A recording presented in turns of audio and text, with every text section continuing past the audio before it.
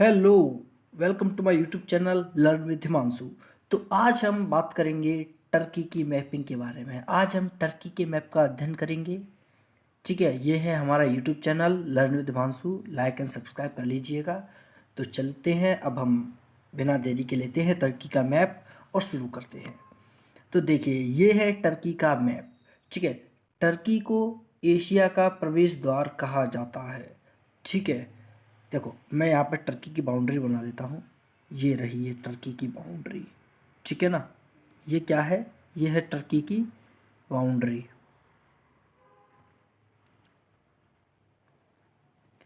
तो टर्की में पहले हम बात करेंगे पर्वत श्रेणियों के बारे में। तो एक तो है ये पर्वत श्रेणी। ये कहाँ पर है पर्वत श्रेणी? तो पर्वत श्रेणी ये वाली है उत्तर में। कहाँ पर? ये है नॉर्थ में। ठीक है, और इसका नाम है पॉइंटिंग पर्वत श्रेणी, यानी पॉइंटिंग माउंटेन आप कह सकती हो। और एक है टॉरस माउंटेन। क्या? टॉरस माउंटेन, ये है दक्षिण में। कहाँ पर है ये दक्षिण में है। टॉरस माउंटेन दक्षिण में है और पॉइंटिंग माउंटेन कहाँ पर है? पॉइंटिंग माउंटेन उत्तर में, यानी कि नॉर्थ में। और इन दोनों के बीच में क्या है? इन दोनों के बीच में है ये अनातोलिया का पठार। ये क्या है इन दोनों के बीच में? इसे कहते हैं अनातोलिया का पठार। ठीक है, अब क्या है इस अनातोलिया के पठार की विशेषता क्या है? तो इस अनातोलिया के पठार है ना, इसकी विशेषता ये है कि यहाँ पर चूना पत्थर, क्या यहाँ पर चूना पत्थर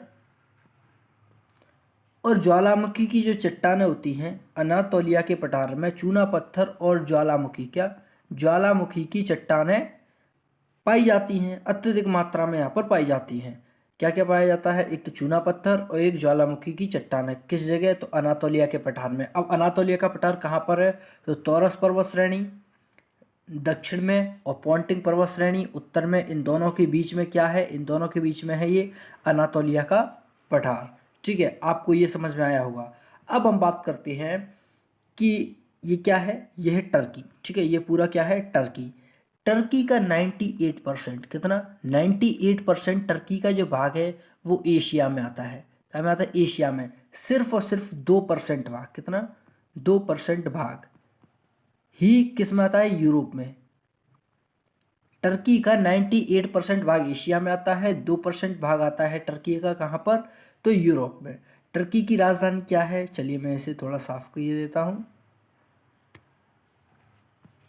टर्की की जो राजधानी है ये आपको दिखी। टर्की की राजधानी है अंकारा।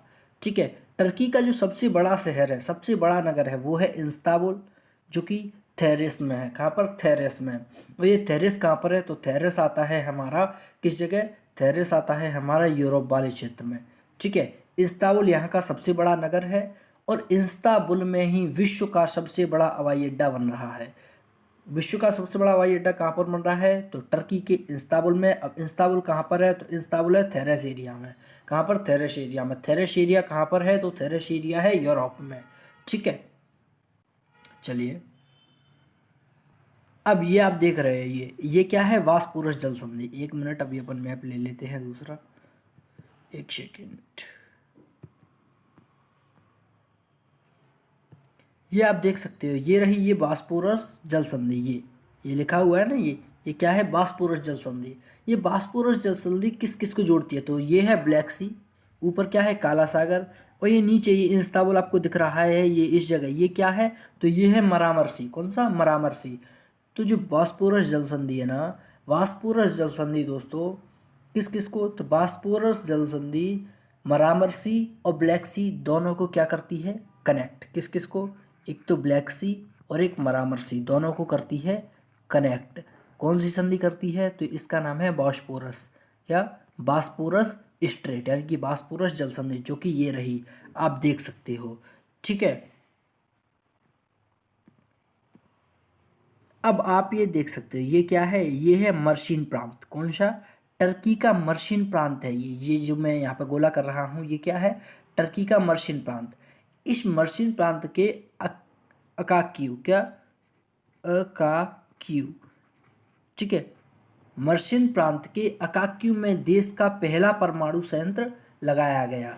देश का पहला परमाणु संयंत्र कहाँ पर लगाया गया? तो मर्शिन प्रांत के अकाक्यू में देश का पहला परमाणु संयंत्र स्थापित किया गया। अब ये मर्शिन प्रांत कहाँ पर है? तो मर्शिन प्रांत है ये भूमध्य सागर के तट पर ही है। ठीक है, चलिए अब हम चलते हैं, जो मैंने स्लाइड्स बनाई हैं उनके ऊपर, जो हमारे कुछ मेन पॉइंट्स हैं उनके ऊपर चर्चा करेंगे।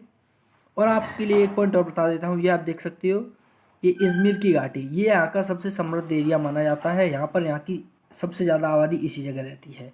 ठीक है, चलिए चलो, पहला पॉइंट है टर्की कहाँ का, दक्षिण पश्चिम एशिया का देश है। ठीक, यह एशिया और यूरोप में स्थित है, इसीलिए इसे एशिया का क्या कहा जाता है, प्रवेश द्वार। हमने भी चर्चा की। 98% भाग एशिया में है, केवल 2% भाग ही यूरोप में है टर्की का। टर्की के उत्तर में क्या है, पॉइंटिक श्रेणी। टर्की के दक्षिण में क्या है, टॉरस। और टर्की के बीच में क्या है, अनातोलिया का पठार, चर्चा कर चुके हैं। यहाँ की जो सबसे ऊंची चोटी है टर्की की, वो मानी जाती है कौन सी, माउंट अरारात। टर्की की सबसे ऊंची चोटी क्या मानी जाती है, तो टर्की की सबसे ऊंची चोटी मानी जाती है माउंट अरारात। ठीक है, अरारात शिखर पर यह एक शांत ज्वालामुखी क्षेत्र माना जाता है। जो ये है ना अरारात, ये अरारात एक ज्वालामुखी था। ठीक है, ये क्या एक शांत ज्वालामुखी माना जाता है। अब ये पूरी साल बर्फ से ढका रहता है।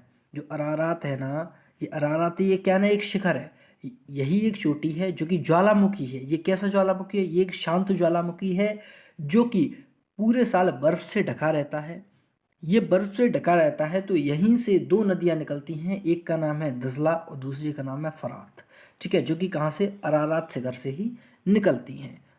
ओके दोस्तों, अब टर्की में अंगोरा जाति की बकरियां विश्व प्रसिद्ध हैं। इन्हें श्रेष्ठ किस्म की मोहर, इनसे ऊन प्राप्त की जाती है। एक मोहर ऊन करके इनसे प्राप्त की जाती है, जो कि अंगोरा जाति की बकरियां हैं, जो कि विश्व प्रसिद्ध हैं। ये केवल टर्की में ही पाई जाती हैं। ठीक है, टर्की में 84% जैतून, 80% ग्रेप्स एंड 70% अंजीर का उत्पादन टर्की में किया जाता है। ठीक है, टर्की का इस्तांबुल नगर सबसे बड़ा है, अभी हम चर्चा करके आए हैं, जो एशिया और यूरोप में स्थित है। कहाँ पर, एशिया और यूरोप में क्या स्थित है, इस्तांबुल। विश्व का सबसे बड़ा एयरपोर्ट इस्तांबुल में ही बनाया जा रहा है। ठीक है, टर्की के पश्चिम में एक इजमिर घाटी है, देखो आप ये देख सकते हैं, ये रही इजमिर की घाटी। ठीक है, ये आर्थिक दृष्टि से सर्वाधिक महत्वपूर्ण है, क्योंकि इस जगह क्या अफीम की खेती की जाती है। कहाँ पर, टर्की की इजमिर घाटी, ये वाला क्षेत्र है ना, इस जगह अफीम की खेती की जाती है। ठीक है, टर्की में जनमत संग्रह के द्वारा राष्ट्रपति शासन प्रणाली को अपनाया गया। ठीक, जनवरी 2022 में टर्की के राष्ट्रपति ने टर्की का नाम बदल के तुर्की कर दिया। क्या, तुर्की। इसके पीछे एक अलग वीडियो लेके आऊँगा कि इन्होंने तुर्की नाम किस लिए किया। ठीक है, तो दोस्तों ये था तुर्की के मैप के बारे में, तुर्की के बारे में सारा सब कुछ। धन्यवाद मित्रों।